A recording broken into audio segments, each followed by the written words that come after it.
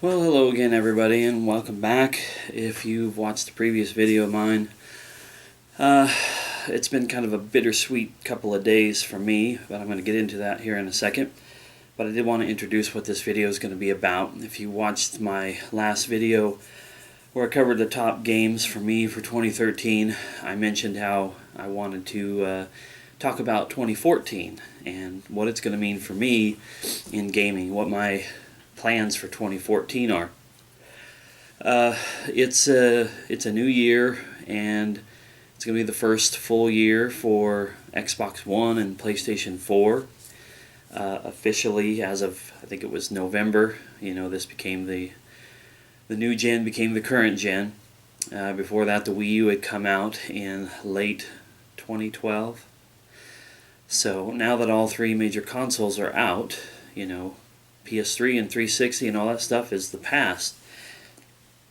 So I'm sure people everywhere are like, well, are you going to do something new? I'm not just talking about specifically asking me, but in general, if you're a gamer, people want to know, are you going to be playing the new games? Are you going to get into the new consoles and stuff? Well, my answer is unequivocally no. I'm done as far as future gaming is concerned. And here are the reasons why. PS1 or PS4 and Xbox One are, like I said, 100% no. I have no plans at this time or into the future of getting one. Wii U is like a slight chance, like let's say 2 or 3% chance that someday I might own one, but there'd only be two factors into that, and that would be one, a big time price drop. Right now at my store, to get a decent Wii U, or the only Wii U package that's even available where I work, it's $300, and it comes with the new Super Mario Brothers U and the new Luigi U games, which would be nice to have, but they don't really excite me too much. But it's $300 for that, when the other consoles are $100 to $200 more. But what would appeal to me would be a big price drop, and I'm talking like sub $200. If I could get a Wii U for $150, that'd be pretty awesome.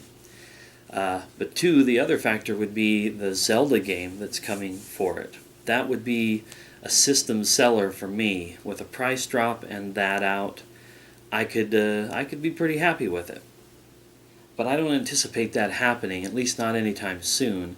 The Zelda game has been announced, excuse me, but it's probably not coming out this year, maybe the next year.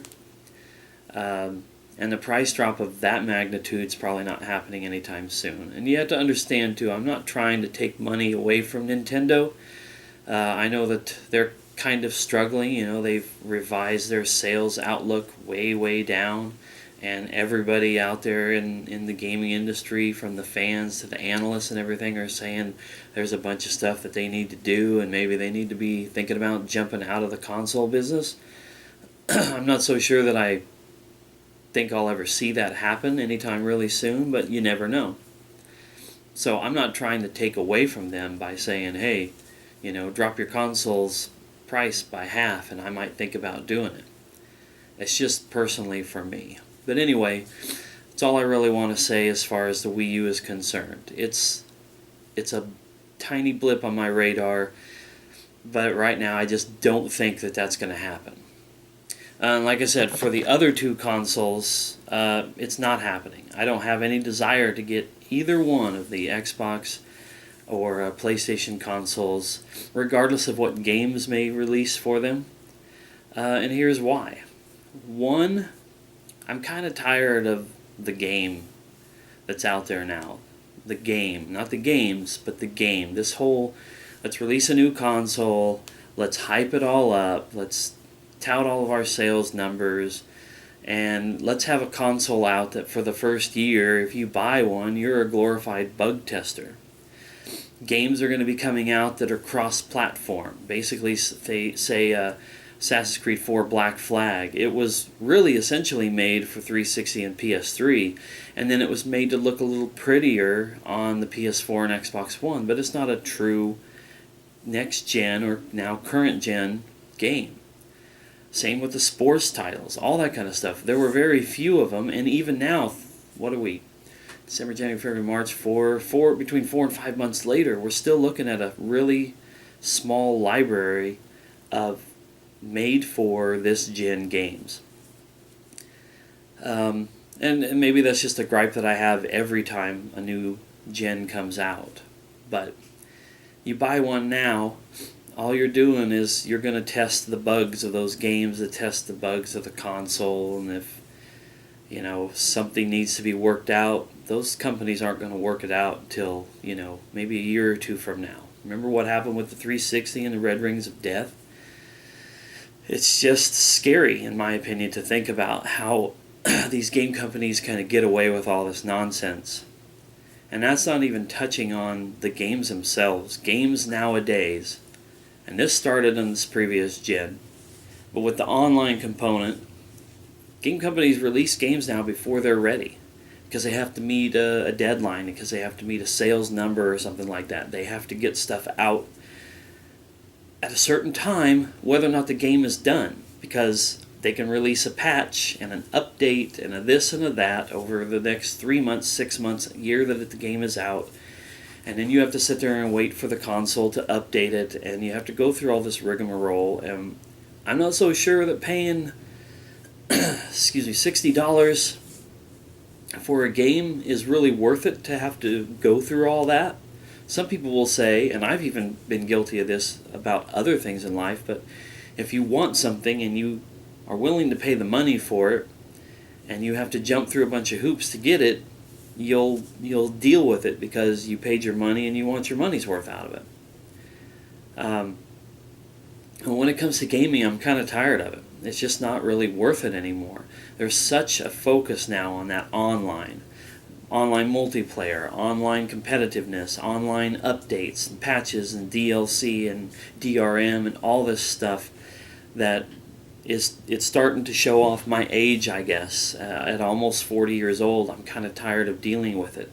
What happened to the days of getting a cartridge or PS1 and Saturn and Dreamcast and some of those earlier consoles that used disc, where everything you needed was on that disc. You popped the disc in and away you went, and you had fun with it and you enjoyed your games, and you didn't have to think about, well, am I going to want to pay $5 or $10 or $15 for them to add some content down the road?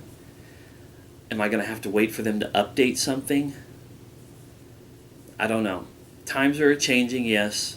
Computers and internet and all that technology is benefiting us, in so many different ways, but in my opinion, it's too much when it comes to gaming.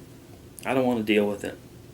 Microsoft almost put us through always online connectivity with the Xbox One, where if you didn't have internet or good enough internet, or your internet went out for 6 hours or a day or longer, which sometimes happens to people, you couldn't even play a single game on the console.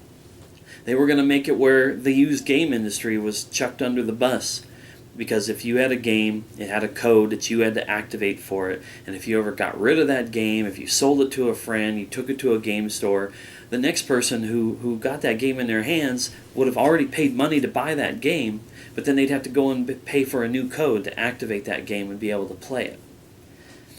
And I'm sure people can go back and go through all the different things that Microsoft tried to pull with the Xbox One, and then they listened to the uproar that came of it, and they got rid of most of those things.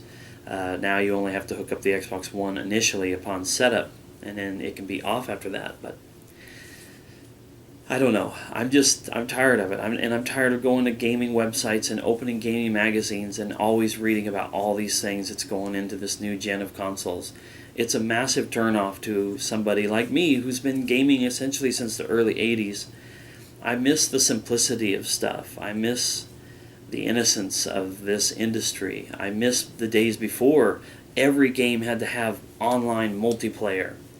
You had to have it. Call of Duty is not about a game anymore. It's not about the campaign that you play through. I miss those old World War II Call of Duty games. Now it's all modern stuff, and it's all about the online gameplay, and if that isn't there and people don't like it, people hate it, the vitriol and the just the nastiness that comes out in people in those games if they can't go and slaughter everybody and kill and pwn all the noobs. I'm not good in those kind of situations. I'm not good with multiplayer. I'm not good with gaming in general, but I don't want to go into a game where I'm just going to get slammed and dissed and put down by everybody, whether it's team-based or competitive.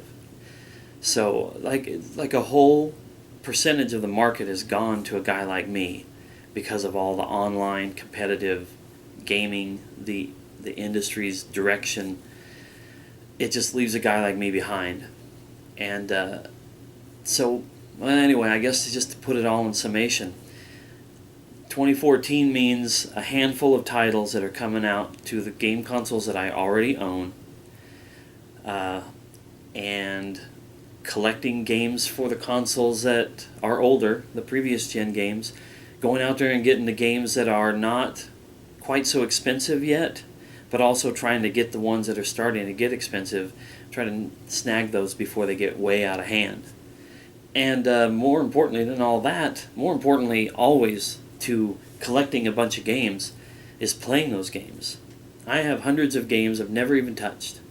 I have probably hundreds of games that I love that I've never finished, and I always like to go back and play through some of my favorite games.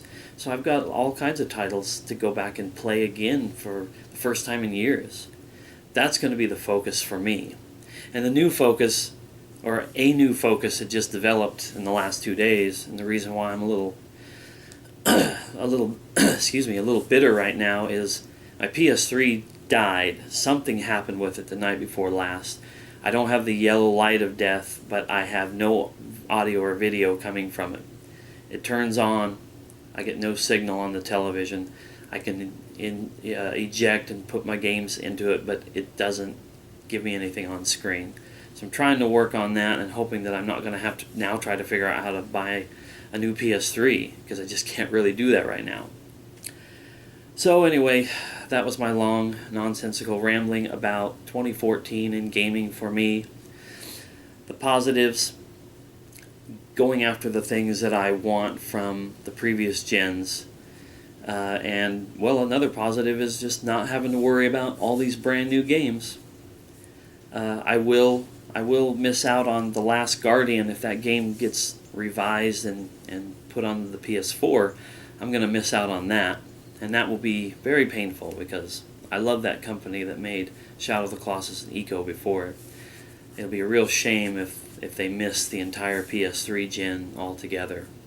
But, that's a tale for another time. Thanks a lot for watching this rambling mess of a video, and I will see you next time.